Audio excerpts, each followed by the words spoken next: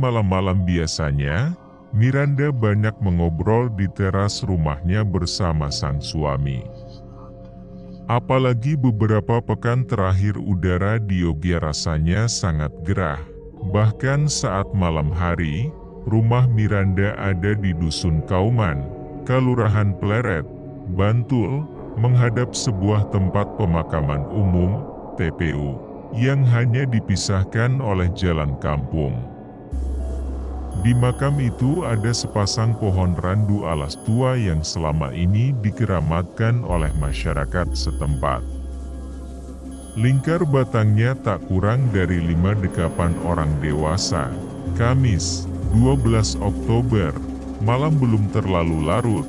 Baru sekitar pukul 19 WIB saat Miranda yang sedang duduk berdua dengan suaminya melihat sebuah bola api di makam depan rumahnya.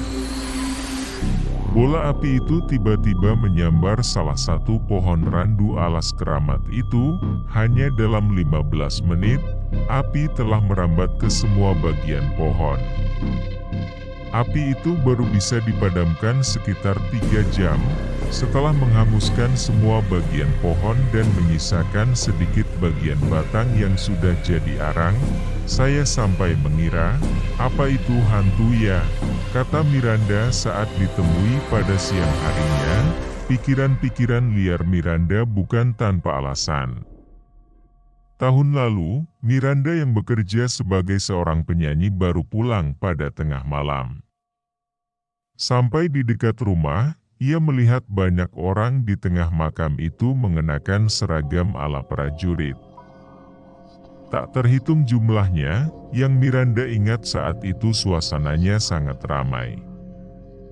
Ia berpikir, saat itu memang ada acara yang diadakan pemerintah, mengingat lokasi itu merupakan kawasan cagar budaya.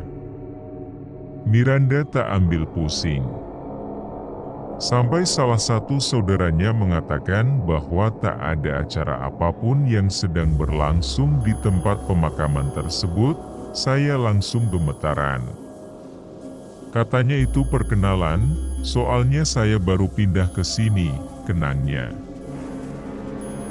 Hantu-hantu usil di randu alas keramat, memang pohon randu alas itu betul-betul angker, kata Murdianto, Dukuh Kauman, Pleret.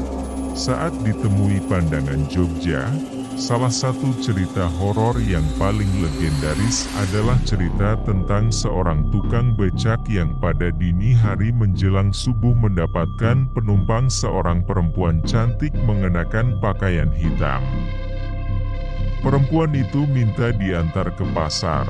Setelah sampai, perempuan itu lalu membayar tukang becak tersebut dengan uang yang sangat banyak. Namun ternyata uang itu berubah menjadi daun kering. Dan tukang becak itu baru sadar bahwa lokasi pasar tempatnya mengantar penumpang adalah makam. Ada juga kisah penjual bakso yang dagangannya laris. Banyak sekali orang yang membeli dagangannya, sampai tiba-tiba ia sadar jika ia sedang berada di tengah makam. Yang paling sering terjadi adalah adanya orang luar kampung yang dibuat kesasar saat masuk area tersebut. Saat hendak pulang, mereka ternyata hanya berputar-putar di tempat yang sama. Terus nanti mereka datang ke tempat saya antar keluar baru bisa pulang, ujarnya. Kejadian mistik juga terjadi saat lokasi tersebut digunakan sebagai tempat syuting sebuah film. Saat itu, ada 5 aktor yang sedang akting. Tapi, di kamera terlihat ada 1 aktor yang tak satu kru pun kenal.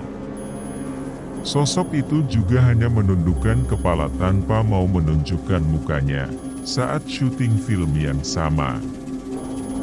Seekor kuda yang mestinya masuk ke area tersebut juga selalu berhenti dan tidak mau berjalan memasuki area makam.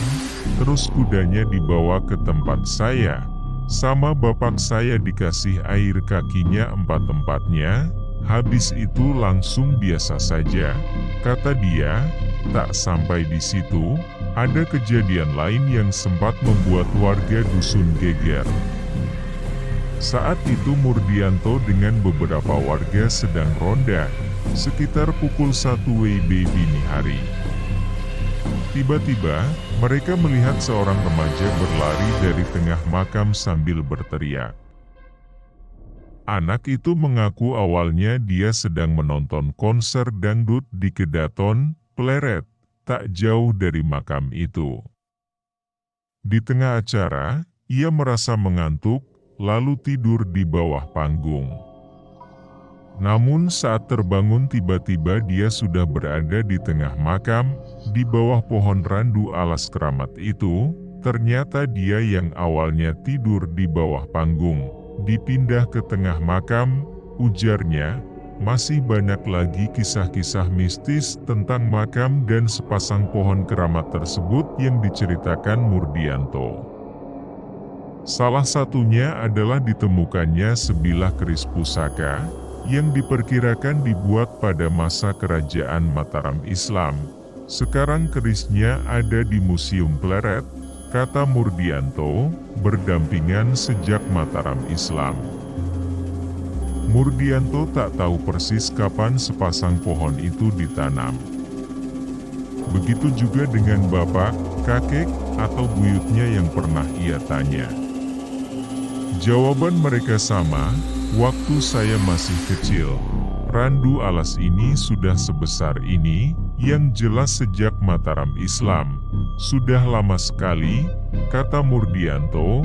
Jika benar yang dia sampaikan, artinya sepasang randu alas di makam dusun Kauman ini sudah berusia 300-400 tahun, atau mungkin lebih.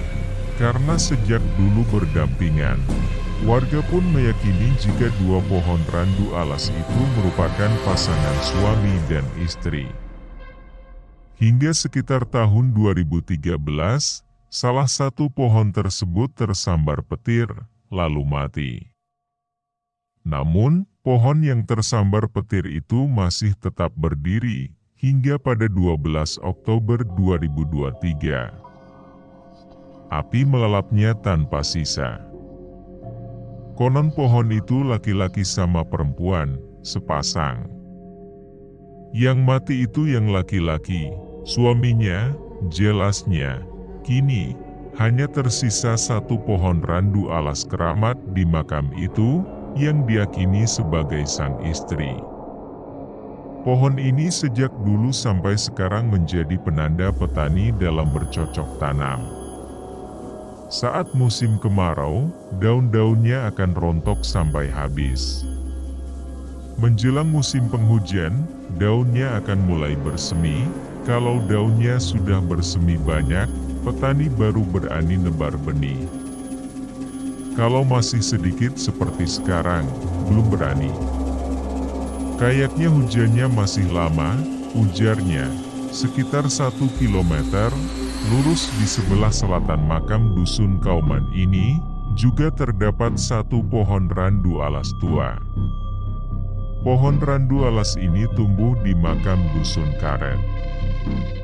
Konon, pohon randu alas ini juga masih memiliki hubungan dengan pohon randu alas di makam Kauman, yang di makam Karet itu katanya anaknya, karena yang di sini suami istri. Ini yang diceritakan orang-orang tua dari dulu, kata Murdianto.